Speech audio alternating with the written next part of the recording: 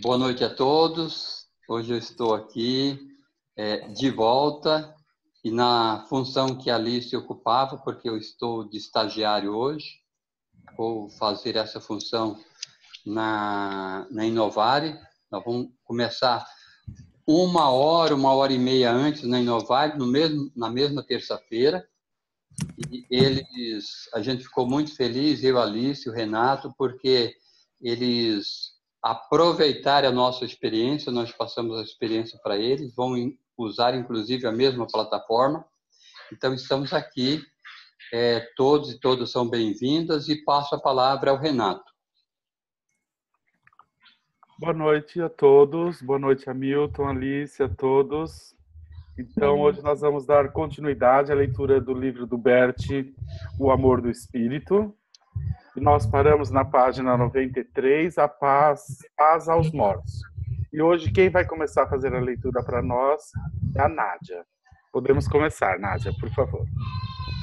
Paz aos mortos. Muitos nesse círculo já morreram há muito tempo, mas ainda estão aqui. Talvez estivessem esperando por alguma coisa para que pudessem nos olhar e serem olhados. Agora fecham os olhos. Desprendem-se, entram para o reino dos mortos e lá permanecem em paz, para sempre. Nós os deixamos partir, sem desejo e sem preocupação. Deixamos que partam, sem exigência e sem querer recuperar algo para eles e para nós. Sentimos como ficamos livres por terem se libertado de nós.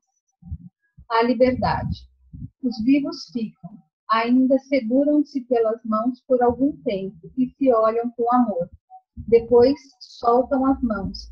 Cada um toma agora o seu próprio caminho, por conta própria, mas ao mesmo tempo conectado e livre no amor. Distúrbios de fala.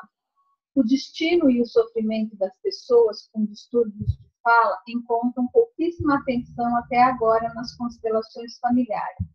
Por isso, fiquei muito feliz quando fui convidado para dar um curso de 2 dias para pessoas com distúrbios de fala e seus ajudantes.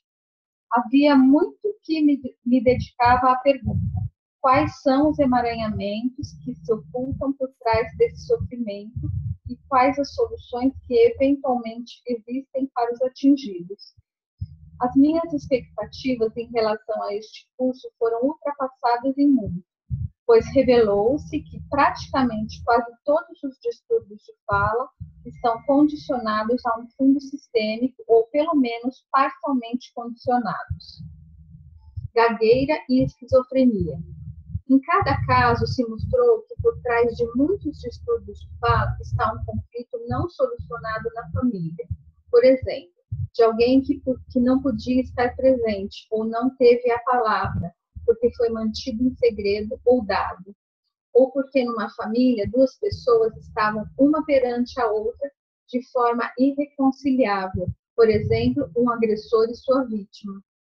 Como consequência, muitas vezes, um descendente representa ambos simultaneamente e, por isso, não pode deixar que nenhum dos 2 tenha a palavra sozinho. Assim, começa a gaguejar.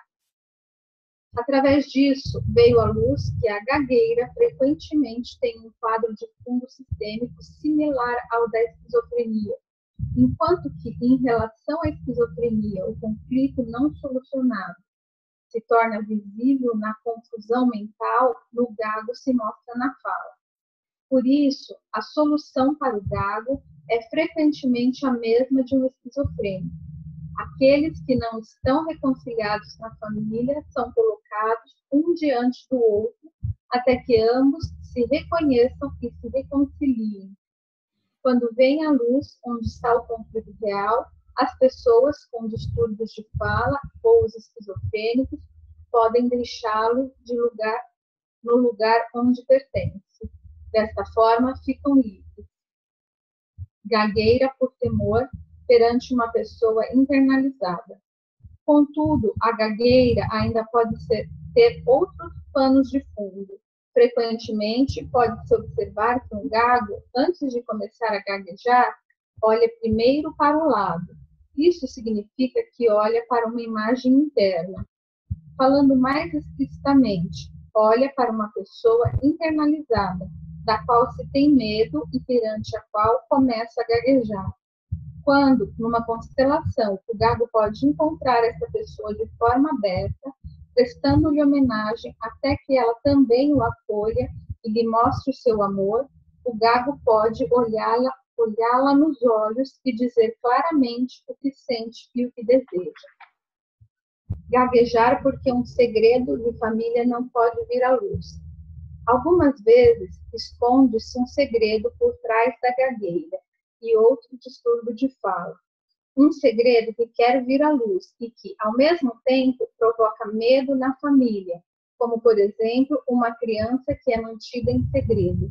Quando isso é revelado e olhado através das constelações familiares, não existe mais nada que obstrua o caminho para uma fala clara. Por isso, frequentemente as crianças apresentam distúrbios de fala, porque os seus pais querem ou precisam esconder algo. Só depois que os pais puderem falar abertamente sobre isso, os filhos terão a possibilidade de deixar para trás o distúrbio de fala. O alívio. Eu me dedico a esses problemas partindo do ponto de vista sistêmico. Eu os vejo inseridos em algo maior. Através disso, abrem-se outras soluções. Na psicoterapia e nas profissões de ajuda, como, por exemplo, na fonoaudiologia, os terapeutas trabalham diretamente com o cliente. Ele fica sentado diante dele. Com isso, muitas vezes se perde de vista que ele é membro de uma família, e quando este campo maior fica excluído, atingimos rapidamente os limites. Contudo, logo que entramos nesse campo maior com o cliente, surgem possibilidades totalmente novas. Frequentemente, depois disso, os exercícios que os fonoaudiólogos fazem com ele pode ser uma contribuição importante e adequada, pois quando alguém tem distúrbios de fala por um longo tempo, mesmo que os panos de fundo sistêmicos tenham sido descobertos e ele possa então se soltar dele, ainda precisa se exercitar. O exercício é um passo importante para a solução, entretanto, fica inserido em algo abrangente. Através do procedimento sistêmico, todos ficam aliviados, sobretudo os clientes. Reconciliar os opostos. Nas constelações com pessoas com distúrbios de fala, frequentemente há algo relacionado à loucura. Louco é alguém que não consegue reunir algo. Via de regra, esse algo são pessoas opostas e ele precisa conseguir lidar com os dois, mas não consegue porque estão em conflitos entre si. Existe algo insolúvel entre eles, como, por exemplo, entre agressores e vítimas. Na medida em que alguém precisa representar os dois, fica louco. Normalmente, isso significa que ele se torna esquizofrênico. É similar em relação aos distúrbios de fala. Alguém tem distúrbios de fala, especialmente quando gagueja, porque dentro dele duas pessoas opostas querem ter a palavra simultaneamente. Uma está contra a outra. Uma delas quer dizer algo e não deve dizer. O mesmo acontece com a outra. Quer dizer algo e a outra é contra. Então, isso leva à gagueira ou a algum outro distúrbio de fala. A imagem que me surgiu quando estava trabalhando aqui é que os distúrbios de fala, algumas vezes, têm algo de louco e que isso pode ser curado quando aqueles que se opõem podem ser reunidos e se reconciliam na alma. Então, as palavras também podem se reconciliar e se mostra como um todo, como uma unidade. A premissa é que acontece algo similar com o ajudante. Ele também precisa reunir os opostos com a sua alma, em sua alma. Um exercício para gagos. Você e eu, nós dois. Hellinger para o grupo. Fechem os olhos. Vão até cada um dos membros de suas famílias através de várias gerações. Vão até cada um deles, os bons, os maus, os agressores, as vítimas, os que morreram cedo, os rejeitados, os esquecidos. Olhem para cada um deles e digam: você e eu, nós dois. Você e eu, nós dois. Você e eu, nós dois. Longo silêncio. Digam, sobretudo, para a mãe e para o pai: você e eu, nós dois. E para cada filho também: você e eu, nós dois. Novamente um longo silêncio. Este é um exercício importante para os gados. Deixá-los exercitar. Você e eu, nós dois. Novamente, longo silêncio. Ok, bom. Como crescemos? Para mim, foi muito impressionante ver que, em relação aos distúrbios de fala, vem à luz que em uma família existem duas tendências opostas. Falando mais exatamente, que se trata de pessoas diferentes que não se encontraram. Esse desencontro se revela no distúrbio de fala. Gostaria de dizer algo fundamental em relação a isso. Como crescemos? Como somos conduzidos do estreito para o amplo, do limitado para a completude, para a perfeição. O processo de crescimento acontece quando incluímos cada vez mais algo que tínhamos excluído e para o qual não tínhamos dado lugar, integrando-o e dando-lhe o lugar que lhe compete. Nádia, vamos fazer um intervalinho. Vamos ver se tem algum comentário ou se tem alguma pergunta.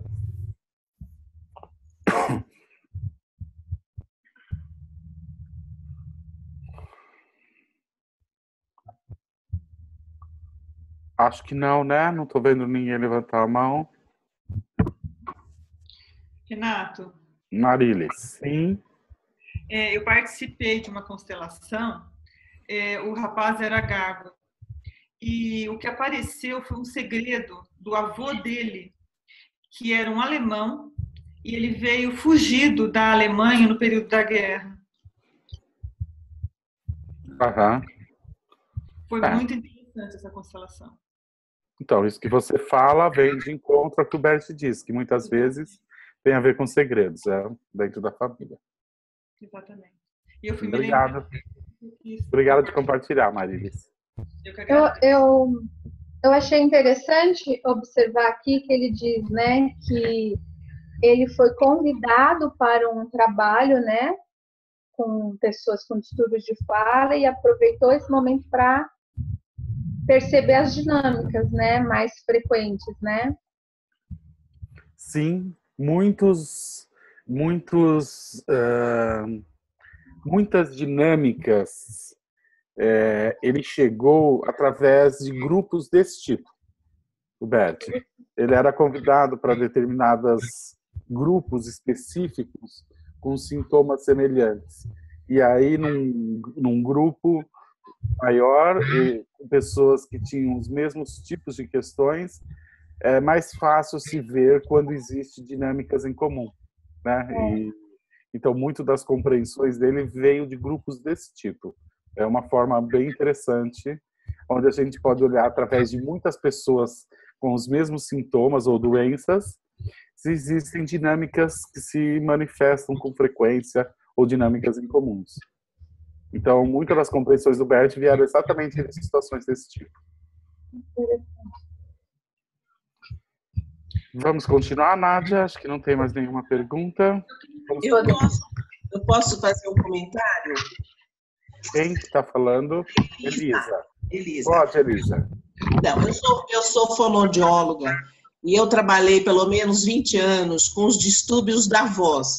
Atendi algumas pessoas com gagueira, mas eu não sei se o Bert Helling fala de algo. Isso é muito evidente, o conflito. É sempre... Tanto que eu parei de trabalhar só com a voz porque eu queria ir além, né? E agora, falando, eu li o livro Outro Jeito de Falar, e tem muitas demonstrações, né, de casos e tudo, muitas constelações. E você acha, eu não sei se ele fala dos distúrbios de voz especificamente, porque eu vejo que ele fala muito da gagueira, que é um distúrbio de fala, E será que teria o mesmo componente, a questão do conflito? Você tem alguma informação? Não É um sei te conflito falar, diferente, Elisa. não, né? Não sei te Uhum, falar. tá. Porque é uma coisa diferente que o gago ele não consegue ter a fala fluente. E na voz existe um abafamento daquela pessoa. Uma pessoa normalmente não consegue deixar a sua voz sair, né? É uma coisa mais emocional do que mental, como no caso do gago, né? Mas enfim, eu queria saber só se você tem ou alguém do grupo tem alguma informação, né, sobre os distúrbios de voz, rouquidão, enfim. Mas tudo bem. Ok, obrigada, querida. Renato, Acho que Sim, Marilice. tem aqui a última frase que eu achei muito interessante. Como crescemos? O processo de crescimento acontece quando incluímos cada vez mais algo que tínhamos excluído e para o qual não tínhamos dado lugar, integrando e dando-lhe o lugar que lhe compete. Fiquei pensando nasquelas pessoas infantilizadas. Tem relação? Pessoas infantilizadas? Não querem crescer, têm dificuldade de crescer, imaturas. Não, a princípio eu não vejo uma relação direta com isso, não. Então eu não entendi o que ele quer dizer com isso, Renato. Eu acho que eu me perdi. Tá, quando ele diz quando crescemos, aí ele está se referindo especificamente às dinâmicas de enredamentos sistêmicos. E no caso aí, ele está falando tudo isso em relação a esse contexto dos distúrbios da fala. Então, ele está se referindo a isso, a crescimento nesse sentido.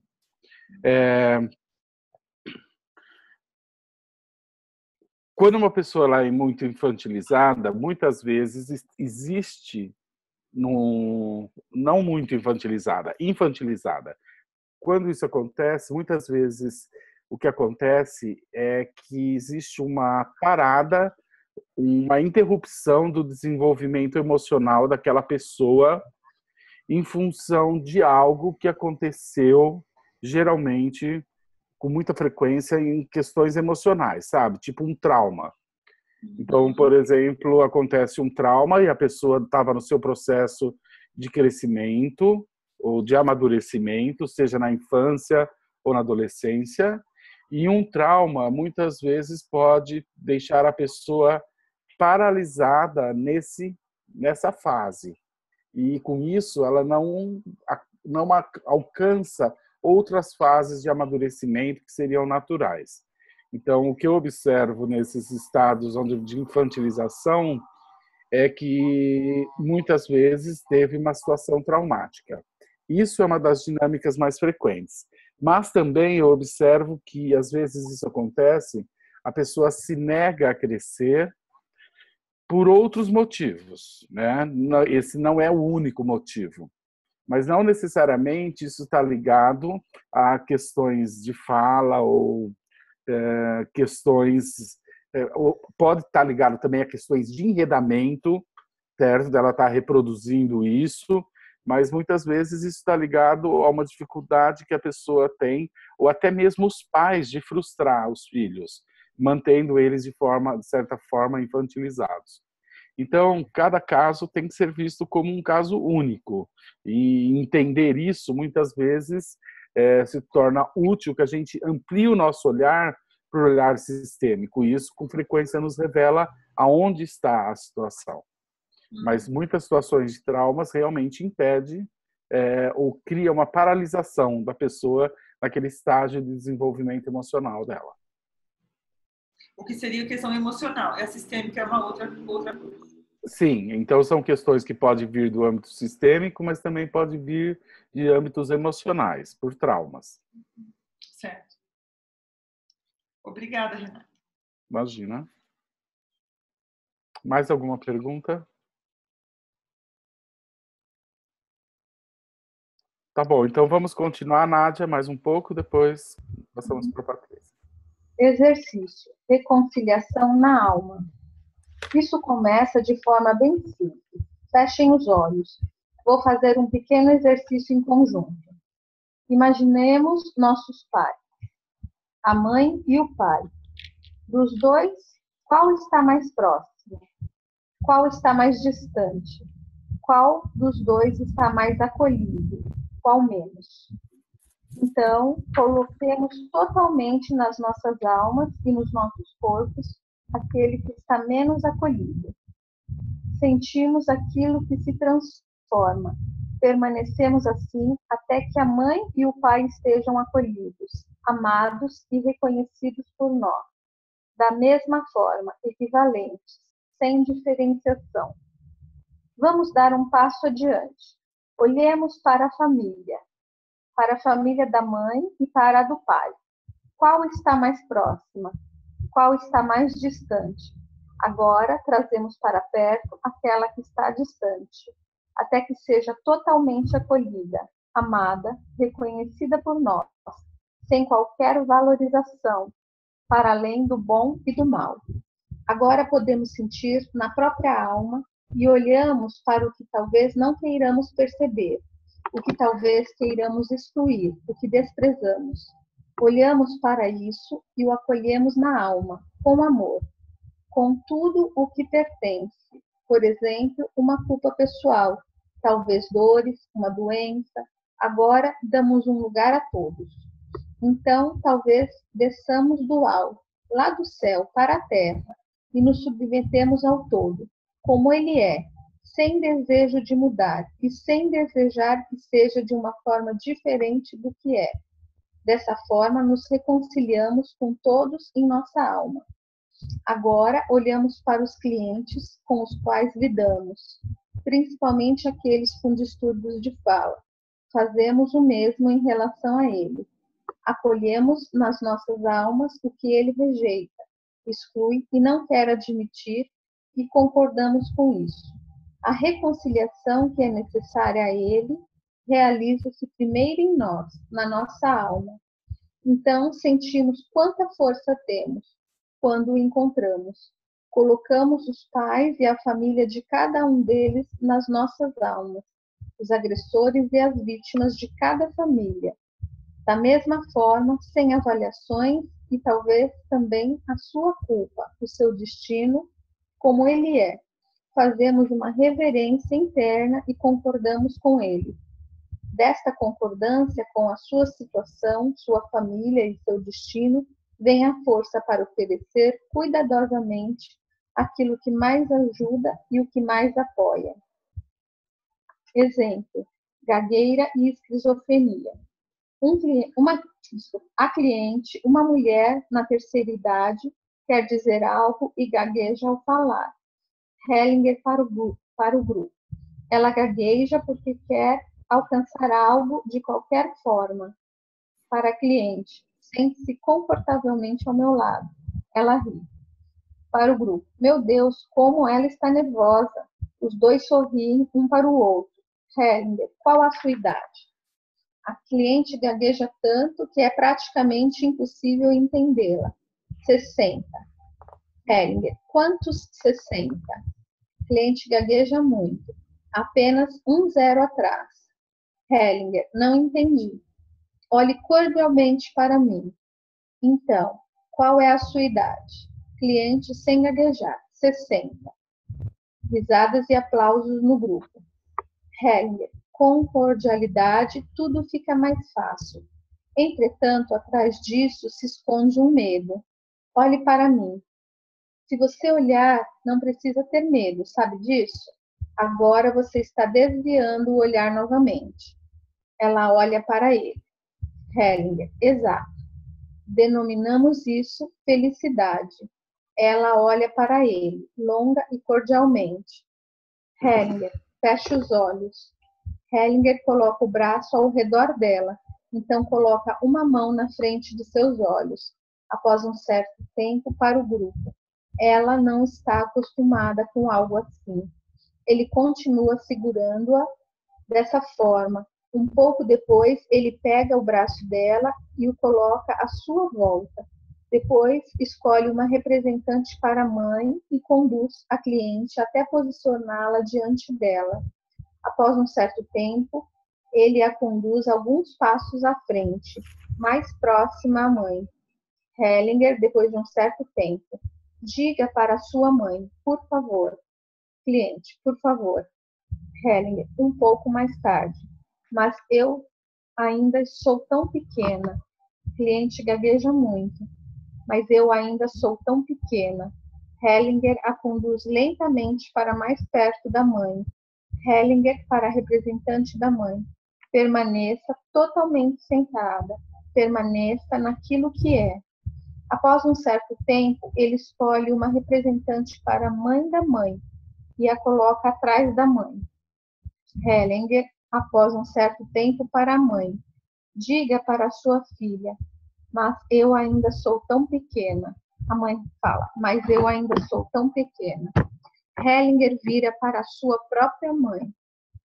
A mãe e a sua própria mãe olham longamente uma para a outra, sem se tocarem. Hellinger coloca atrás da mãe a mãe dela, bisavó da cliente. Hellinger para a mãe da mãe.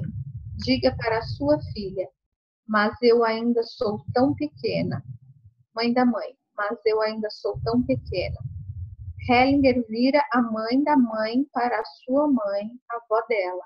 Após certo tempo, escolhe uma representante para a bisavó. Coloca-a atrás da avó da mãe e a vira para esta. Depois de um certo tempo, Hellinger escolhe uma outra representante como a quinta ancestral. Coloca-a e também vira a quarta ancestral para ela. A quinta ancestral parece ser dura e olha para o lado. Depois de um certo tempo, a quarta ancestral se dirige para a mãe e as duas se abraçam. Hellinger solta o abraço e pede que uma mulher se deite no chão entre as duas. A quarta ancestral se agacha e se deita ao lado da mulher morta. As duas se abraçam. Hellinger para a cliente. Siga o seu movimento como você o sente internamente. A cliente dirige-se para a mulher morta e para a quarta ancestral. As três se abraçam intimamente. Depois de um certo tempo, Hellinger pede para todas se levantarem. Ele solicita às mulheres que façam um círculo ao redor da mulher morta. Apenas a quinta ancestral e a cliente permanecem fora. A mulher morta olha para cada uma das outras mulheres. Hellinger para a quinta ancestral. O que há com você? Quinta ancestral. Eu pensei que não era da conta delas, de forma nenhuma. Hellinger abre o círculo e coloca a mulher morta em frente à quinta ancestral, sua mãe. A mulher morta é, obviamente, uma filha dela. Esta pega-a com ambas as mãos, entretanto a morta se vira e olha para o chão. Hellinger para a quinta ancestral. Diga para ela, não me interesso por você. Quinta ancestral, não me interesso por você. A pessoa morta abaixa a cabeça. Hellinger para a quinta ancestral. Diga para ela, não quero você. Quinta ancestral, não quero você. A pessoa morta soluça. Hellinger para a quinta ancestral. Aqui a gente vê o que você não quer. Hellinger conduz a pessoa morta até a cliente. Esta a toma nos braços, segurando-a, e ela continua soluçando. Ele coloca as mães novamente, uma atrás da outra. Depois de um certo tempo, Hellinger desfaz o abraço e conduz a cliente para a frente da quinta ancestral. Ambas olham uma para a outra longamente. A cliente cerra os punhos. Então a quinta ancestral fecha os olhos, aperta a barriga, ajoelha-se lentamente e se inclina profundamente. A cliente a segura carinhosamente. Hellinger pede agora para que a mulher morta se ajoelhe junto à quinta ancestral. Ela também coloca o braço ao seu redor. A cliente coloca as mãos sobre as duas. Enquanto a quinta ancestral e a morta se abraçam amorosamente, Hellinger conduz a cliente novamente para a frente da mãe. Cliente gaguejando para a mãe. Eu a perdoo pelo que me fez. Quero estar em paz com você. Hellinger a conduz lentamente para sua mãe e ambas se abraçam. As outras mães formam um círculo ao redor delas e entram neste abraço. Apenas a quinta ancestral e a morta permanecem de fora. Para as representantes, agradeço a todas vocês. Obrigado, nada. Vamos dar uma parada. Vamos ver se tem alguma pergunta.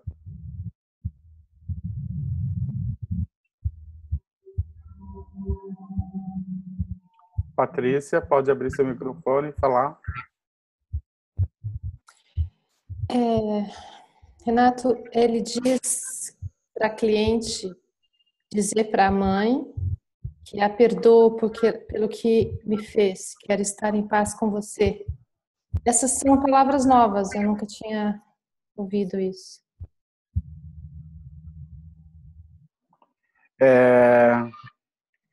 Verdade, o Bert não costuma fazer isso. Isso também nunca vejo ele fazendo. Agora, só um minutinho, deixa eu ler aqui.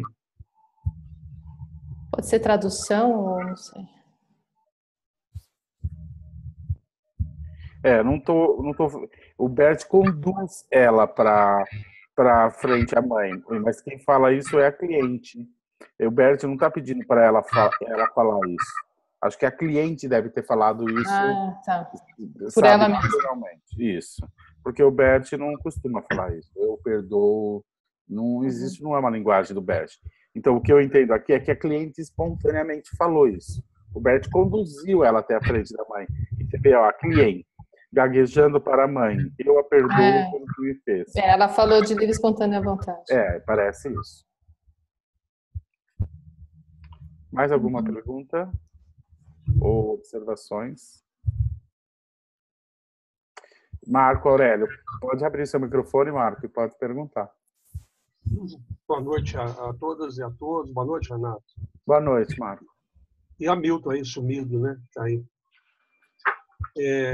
Eu vi no texto e queria entender o contexto em que isso aconteceu, em que a mãe fala para a filha que ainda está pequena, né? Quer dizer, porque normalmente nós temos a inversão, né? Quer dizer, o filho é pequeno e os pais são grandes. Eu queria entender esse contexto, porque não ficou claro para mim. Bom, por aqui não é assim tão claro. O que eu percebo é que naquele contexto o Bert captou ou absorveu essa frase dentro daquele contexto e ele pediu para isso ser dito. Quando ele diz eu ainda sou tão pequena, né? O que o Bert quer com isso, a princípio, é como eu entendo. Por favor, não sei se era exatamente isso, porque aqui está num livro, né? Mas o que eu entendo que ele quer dizer com isso é que a cliente se diminua diante da sua mãe. Né? Quando ele pede para a cliente dizer para sua mãe, eu ainda sou tão pequena, o que o Bert está querendo com isso é que a cliente se reduza, se diminua diante da sua própria mãe. Aí ele pede para que a mãe diga isso para a avó, eu ainda sou tão pequena. Ou seja, ele está querendo que a mãe se reduza diante da avó. Então, quando eu ouço ele colocando essa frase, o que me parece é que ele está trabalhando uma questão de ordem dentro desse sistema. E isso acontece com muita frequência quando um filho quer carregar algo que é do outro, né? Ele se sente grande diante do outro. Então, o que eu entendo que ele está fazendo nesse contexto é diminuindo o cliente diante da sua mãe. Né? Muitos dos nossos enredamentos, eles acontecem quando nós queremos aliviar algo dos nossos pais, e nós nos sentimos grandes diante deles. Então, essa frase é dita quando a gente quer trabalhar essa questão de ordem dentro dessa relação. Eu ainda sou tão pequena. Então, eu acredito que seja isso. É pelo menos assim que eu entendo dentro desse contexto. Marco. Então, eu entendi o texto errado. porque me pareceu, pela leitura, que ele estava conduzindo a mãe a dizer para a filha isso. Por isso que eu me confundi. Não, ele pede para a filha dizer para a mãe, depois ele pede para a mãe dizer para a avó, e assim lá para trás. Então ele foi trabalhando, parece, essa questão de ordem dentro dessa situação. Dentro dessa sua exposição, tem lógica com o que nós vimos acontecer nas constelações. É porque realmente, então, eu tinha entendido errado e aí eu fiquei querendo saber por qual motivo ele teria feito isso. Então, eu me enganei. Obrigado. Imagina. Mais alguma pergunta? O Renato, a Elisa. Uma Oi, coisa que me ocorreu, porque normalmente ele fala, eu sou pequena, né? Normalmente a frase, eu sou pequena em relação à mãe. Esse eu ainda sou pequena poderia estar incluído, eu ainda sou pequena para algo. Porque uma das coisas que eu observo muito na gagueira é que as pessoas se exigem demais, né? Não sei, é uma coisa que eu estou aqui. Será que teria esse sentido? Porque ele colocou eu ainda para algumas coisas, né? Não sei, é só um comentário se teria algum sentido, né? se teria algum sentido acrescentar o quê? Elisa, Então, desculpa, não se ele entendi. fala eu ainda sou pequena, é como se fosse uma fala do tipo eu ainda sou pequena para algo. A mãe, a criança Não, falando para a mãe. Acho que não. não, nesse sentido não, Elisa, porque quando você diz eu ainda sou pequena para algo, significa que quando eu crescer, eu posso assumir isso. Você entende? Agora, quando você coloca mas eu ainda sou tão pequena, eu não sei se eu estou entendendo o que você falou. Agora, talvez eu tenha me confundido. Tá. Você pode me Eu falar falo, novamente, por favor? eu falo do ainda, porque com a experiência que eu tenho com os gagos são muito exigentes para consigo mesmo. É muita exigência. É tanta que eles acabam gaguejando porque é muita exigência. Então, me ocorreu, quando ele usou a frase, eu ainda sou pequena, Não, não é isso. não, tá certo. Nesse contexto que você fala, tá certo.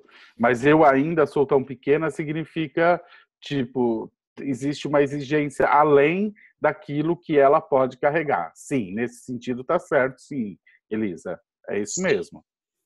Eu acho que fica bem, né, Sim, assim, sim. dentro do contexto com o gago, que tudo Sim. bem, tá? Só um comentário, porque normalmente eu sou pequena, né? Normalmente a frase é uma frase em que se admite que é pequena em relação à mãe, ao pai, né? Exatamente. Não, Se mas você está aí, certa. Foi boa observação isso que você fez. Eu ainda sou tão pequena, o que ele está se referindo a isso é como se a criança pedindo para a mãe, tipo, não exija tanto de mim. isso, exatamente, porque isso é uma característica, né, do gago. Isso. Ok, Obrigado pela observação. tá bom. Diksha, pode abrir seu microfone e falar. Boa noite.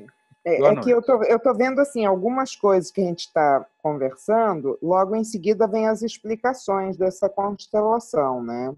Hum, E eu entendi como, agora eu não sei quem foi que falou, se foi o Marco, que realmente parece que ela virava, as mulheres, cada uma virava para a filha e dizia, mas ainda sou tão pequena. Porque parece que isso está relacionado com aquele não crescimento, vamos dizer, algo que acontece, um trauma que acontece em alguma geração, e aquele não crescimento, ela diz isso para a filha e depois se volta à mãe. Mas talvez isso se explique na página 98. Então vamos ler a página 97, 98, porque assim, primeiro ele pede para a cliente falar para sua mãe, e depois ele pede para a mãe falar isso também para a cliente, e depois pede para a mãe falar isso para a avó. Eu entendi também como Marco Aurélio, que ele pedia para sei lá, quem era mais velha falar para mais nova, né? Mas, enfim. Olha, vamos ver onde começa isso. Começa, fecha os olhos, um pouco mais tarde, mas depois o Helling, depois de um certo tempo, diga para sua mãe. Ele está falando para cliente. Por favor. Por favor. Aí a cliente fala, por favor. Aí o Helling um pouco mais tarde. Mas eu ainda sou tão pequena. Aí a cliente gagueja muito, mas eu ainda sou tão pequena. Hellinger a conduz novamente para o próximo, mais próximo da mãe. Então, a princípio, ele pede para a cliente falar isso para sua mãe. Mas depois ele pede para a mãe, de fato, falar isso para a filha. Pede. Mas no começo ele pede para a filha falar isso para a mãe. Mas vamos ver a explicação. Né? Isso. Ele vai explicar. Melhor a gente ir direto dele. Legal. Então, agora quem vai continuar é a Patrícia. Você pode continuar, Patrícia? Obrigado, Nádia. Patrícia, abra seu microfone. Ótimo. Explicações. Para o grupo. Agora eu vou explicar os passos que segui. A primeira imagem foi: ela não tinha acesso à mãe. Quando a tomei nos braços, percebi sua situação em relação ao pai e à mãe. A mãe estava ausente. Para a cliente, eu me sentia assim internamente. Cliente, sem gaguejar. Ela estava ausente internamente. Na verdade, a sua pessoa estava presente, mas ausente internamente. Hellinger, mas você fala muito bem. Risadas e aplausos no grupo. Para o grupo, ok, é isso que eu senti e pensei. Agora vou colocar mãe e filha uma em frente à outra. No início, a representação da mãe se comportou como uma terapeuta. A representante da mãe se comportou como uma terapeuta e quis ajudar. Contudo, isso altera tudo. Então, precisei adverti-la para que se centrasse. Para essa representante, você fez muito bem. Hellinger para o grupo. Todo desejo de querer ajudar impede a ajuda. Com isso, interferimos nos movimentos da alma. Então, eles não conseguem mais se mostrar. Por isso, algumas vezes, é difícil quando se escolhe uma terapeuta para representante, a não ser que já estejam amestrados e maduros no recolhimento. Para a representante da quinta ancestral, você fez muito bem. Pode-se ver bem claramente em você a agressividade da última mãe na linhagem dos ancestrais. Agora a sua aparência é totalmente outra. A representante concorda com a cabeça e ri. Para o grupo, então vi que não havia nenhuma dedicação da mãe em relação à filha. Disso podemos concluir que entre a mãe e a mãe dela também faltara dedicação. Por isso coloquei a mãe atrás dela. Entretanto, também entre elas havia algo conturbado. E dessa forma fui continuando, até que cheguei à quinta ancestral. Ela mostrou a rigidez que estava oculta nas outras. Ela também desviou o olhar. E esse tipo de procedimento em uma linhagem de ancestrais demonstra que houve um assassinato. Não devemos nos iludir em relação a isso. Então, coloquei alguém como vítima em frente a ela. Agora, o estranho foi que a cliente se sentiu atraída em direção a essa vítima. Ela mostrou que a mãe recusou essa vítima. Mais tarde, coloquei a cliente em frente a essa ancestral. Lá, ela cerrou os punhos. Isso mostra que ela estava identificada duplamente com a vítima e com a agressora. Na esquizofrenia, encontramos essa dinâmica. Na gagueira, é óbvio também. Quando a ancestral se abaixou para a vítima, a cliente tocou as duas. Para a cliente, de repente, ambas tinham um lugar no seu coração. A contradição e o conflito não resolvido entre a agressora e a vítima cessaram com isso. De repente, o amor pelas duas pôde fluir dentro de você. Você precisou de 60 anos para descobrir isso. Cliente gagueja. Foi o meu propósito. Hellinger. Olhe gentilmente para mim. Assim, exatamente. Na verdade, você é uma pessoa gentil. Olhe nos meus olhos. Cliente gagueja. Foi o meu propósito resolver esse problema. Sem gaguejar. E mesmo que se seja no último terço de minha vida, quero ver isso resolvido. Risadas e aplausos no grupo. Hellinger. Exatamente. Para o grupo, o parentesco entre a esquizofrenia e a gagueira veio à luz de forma bem clara nesta constelação. Para a cliente, depois disso, todas as mães puderam receber você carinhosamente no círculo delas. Cliente, não sei de nenhum assassinato concreto em minha família. Hellinger, é claro que não. Isso remonta a 5 gerações. Cliente, é claro que não sei de nada em relação a isso. Hellinger, é claro que você não sabe de nada. Contudo, numa constelação, isso vem à tona. Para o grupo. Um assassino num sistema, por exemplo, quando uma criança é assassinada pela mãe ou a mulher pelo marido, atua durante várias gerações. Já vi isso remontar a 13 gerações. Para a cliente, é claro que você não sabe nada disso, mas teve o sentimento, a compaixão, não foi bom? Cliente, quando fiquei adulta, sempre senti necessidade de me dirigir à minha mãe para mostrar-lhe a minha compreensão, mas não foi possível me entender com ela. Hellinger, é claro que não. Você assumiu algo que uma criança não deve assumir.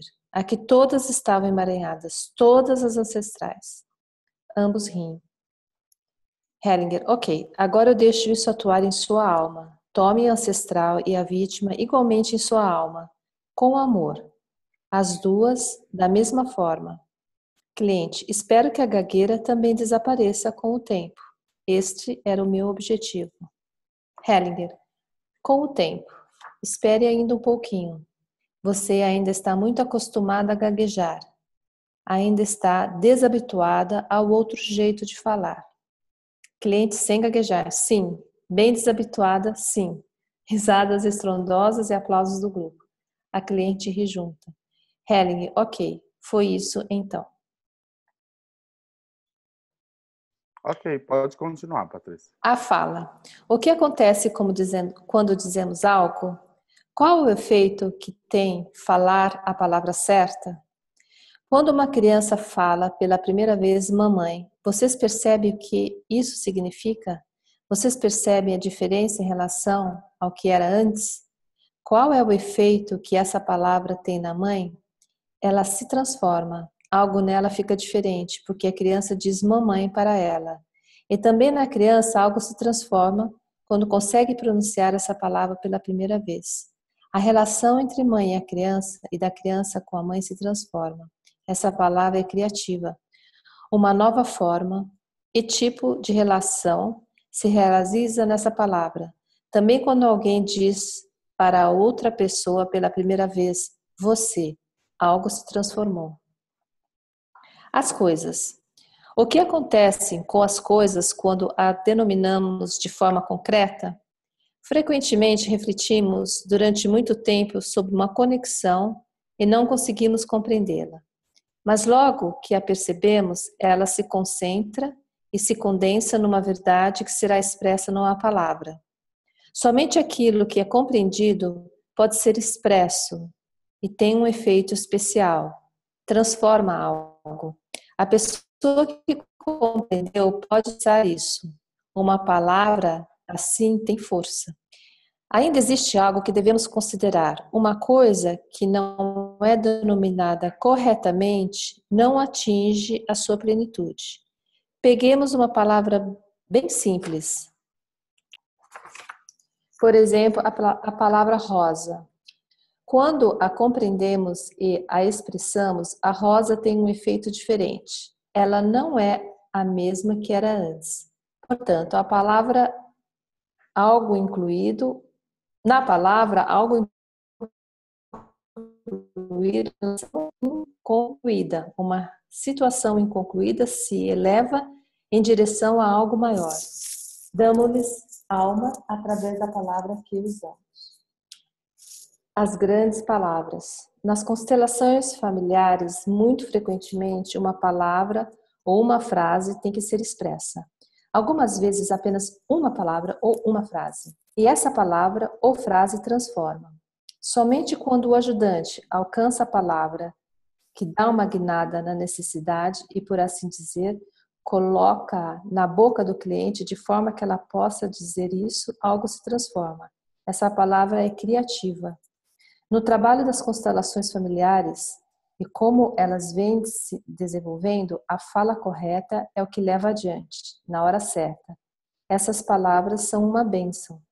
Algumas vezes, outras palavras se opõem a isso, por exemplo, uma maldição, um ataque, uma objeção. Por isso, prestamos atenção ao efeito que uma palavra terá, na própria alma e na dos outros. As grandes palavras surgem do silêncio. Precisam de tempo até que fiquem maduras e caiam da árvore do conhecimento como uma fruta madura. São palavras que surgem da compreensão. Autismo. Quando iniciei o trabalho com crianças autistas, fiquei surpreso porque em suas famílias se mostrou uma dinâmica similar à da esquizofrenia. Nas famílias com uma criança autista também se mostrou que essa criança precisa estar identificada com um assassino e uma vítima. Quando numa constelação esse pano de fundo veio à luz e a reconciliação entre o assassino e a vítima foi conseguida, houve melhoras surpreendentes nas crianças autistas. E o movimento que cura veio, em primeira instância, dos agressores. Contudo, na família da criança existem resistências consideráveis contra a solução, porque a criança autista assume as consequências desse acontecimento por um de seus pais. Os pais têm medo de que eles mesmos precisem assumir essas consequências. As minhas experiências com crianças autistas são limitadas. Talvez outros panos de fundo e acontecimentos na família também desempenham um papel aí. Entretanto, o que percebi até o presente com clientes autistas tem sido encorajador. Exemplos sobre o meu trabalho com crianças autistas podem ser encontrados em meu livro Histórias de Amor. Aí outros livros. Você quer que leia isso? Não, acho que não é necessário. Vamos fazer um pequeno intervalo, ver se tem perguntas ou observações. Marco, pode falar, pode abrir seu microfone. Bom, novamente trazendo aí o debate para o campo do direito e do nosso exercício profissional. Um dos conteúdos da leitura foi que, quando queremos ajudar, não conseguimos ajudar. E isso é um desafio para, por exemplo, os advogados que são procurados com a missão de ajudar a resolver os conflitos, os problemas. Então, isso tem sido uma reflexão muito grande para mim, porque eu não consigo mais atender a uma demanda olhando apenas os aspectos técnicos jurídicos. Para mim é muito difícil não olhar uma questão e não tentar identificar algum problema sistêmico e até algum problema na gestão, tanto da causa, da família, ou da empresa, ou o que for que surgir. Para mim, é claro, eu não sou terapeuta, eu sou advogado, né? Então, o meu papel não é de exercer a terapia, mas é um desafio mesmo, né? Quer dizer, como que na abordagem profissional com o olhar sistêmico eu freio um pouco esse desejo de ajudar para que a ajuda possa, de fato, acontecer. É uma observação em torno do texto, mas se você, Renato, puder aprofundar um pouco, esclarecer isso, eu acho que será de grande valia para nós profissionais aí do direito. Obrigado.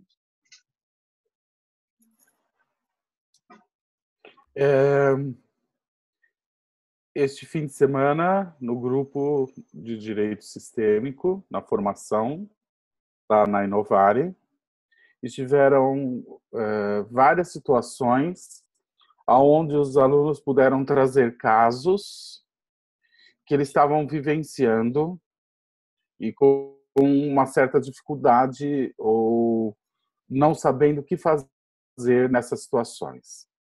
E então foi chamado alguns casos, a gente olhou para algumas dessas situações e dentro dessas situações nós não só colocávamos os clientes dos nossos alunos e as pessoas necessárias que surgiam diante das situações, mas também nós colocávamos representante para os nossos alunos. No caso, eram advogados, ou acho que teve promotores, enfim. E a gente via qual era o efeito da presença deles quando eles estavam ali de uma forma tradicional, na tentativa de ajudar, e também, imediatamente, era feito um trabalho como representante do nosso aluno e com o nosso aluno, quando ele simplesmente abandonava o desejo de ajudar e se tornava apenas uma presença diante de algo tão grande que se vai.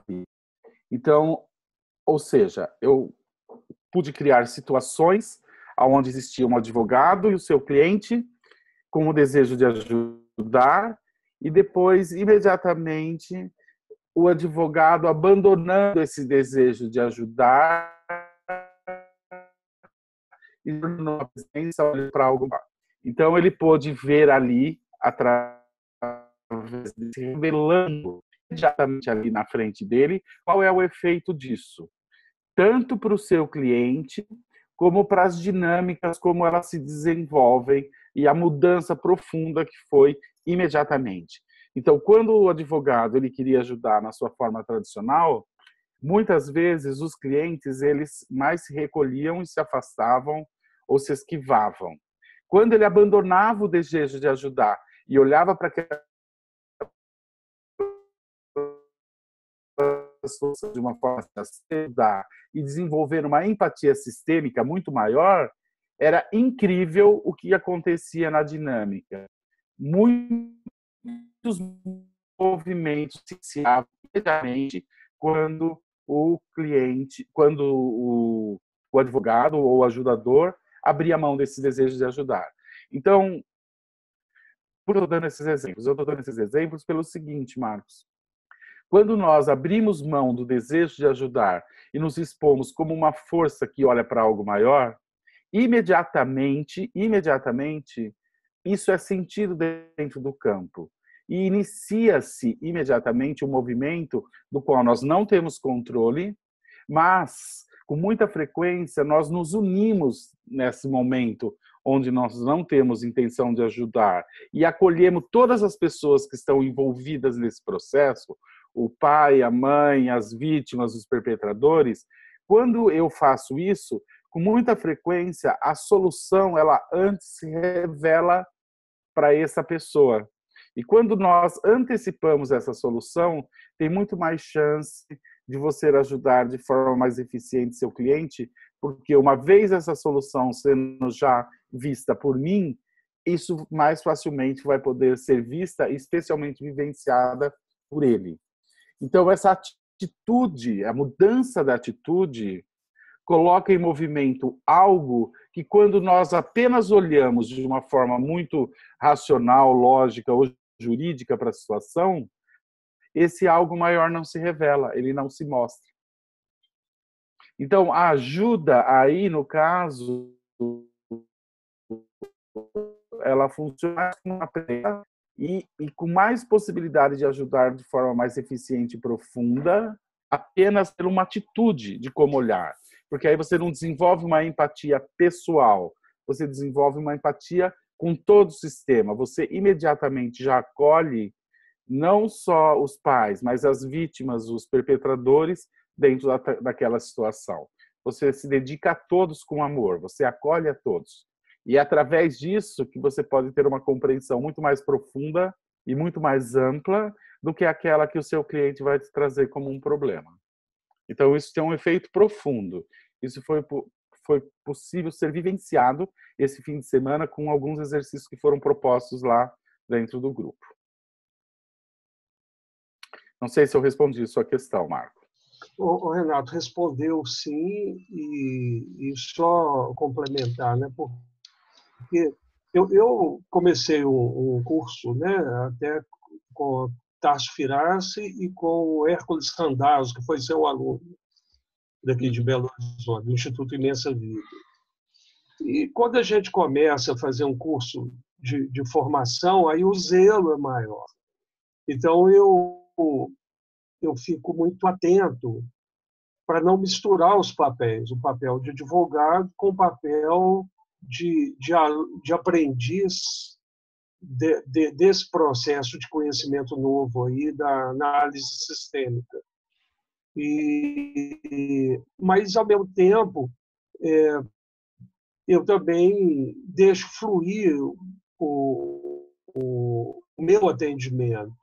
Essa semana mesmo eu tive 2 casos de uma moça que ela está num processo depressivo muito grande e não consegue trabalhar, e está na corregedoria da Prefeitura de Belo Horizonte, e a gente não consegue, assim, racionalmente entender o processo dela, que é uma pessoa capacitada, é uma pessoa muito inteligente,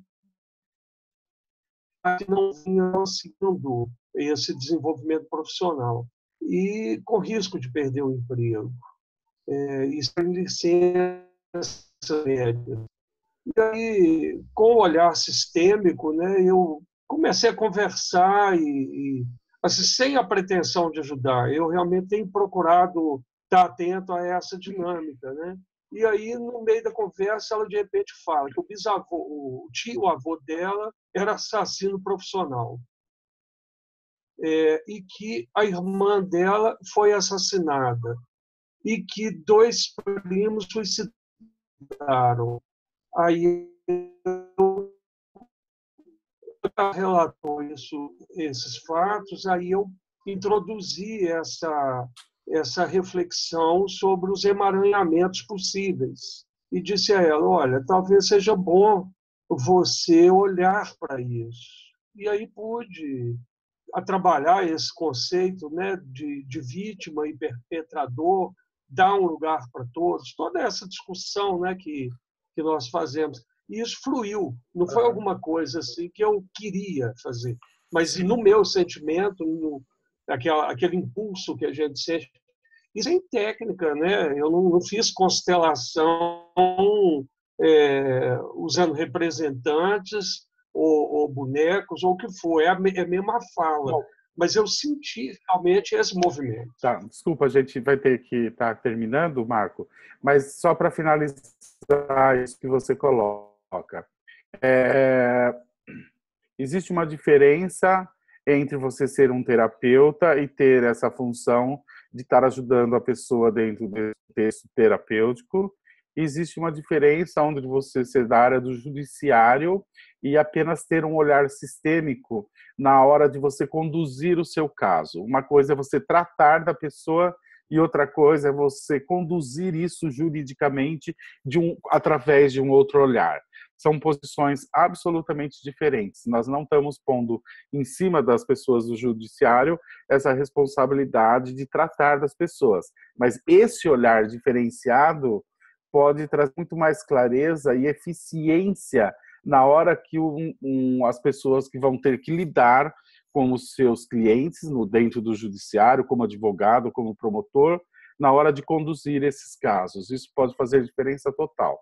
E é claro, isso tudo associado ou conduzido a uma pessoa que trabalha, ou que é terapeuta, ou que é constelador, melhor dizendo, essa conjunção pode trazer resultados incríveis e que aliviaria muito todo o judiciário que está sobrecarregado, né? Mas, de qualquer forma, muito obrigado, Marcos, de você compartilhar essa sua experiência. Obrigado, é por aí mesmo. Quando não temos intenção, muitas vezes nós abrimos espaço para algo muito pesado se revelar, né? Como foi o que aconteceu com você. E se eu conduzo o caso só querendo ajudar, isso provavelmente nunca viria à tona. Legal, muito obrigado. Bom, a gente precisa terminar por causa do horário. Então, eu gostaria de agradecer a todos pelas perguntas, pelos comentários. Isso enriquece muito o nosso grupo. Gostaria de agradecer a Nádia e a Patrícia pela linda leitura. Então, boa noite a todos e até a próxima terça-feira. Eu devolvo a palavra ao Hamilton. Boa Muito noite, obrigado, Renato. Muito obrigado a todos e a todas. Agora estou mais tranquilo no final dessa gravação, tudo deu certo. Então, um grande abraço e até terça também. Você parou a gravação? Tchau, tchau. Boa noite, Renato. Boa noite a todos. Boa noite. Ele tá gravando ainda.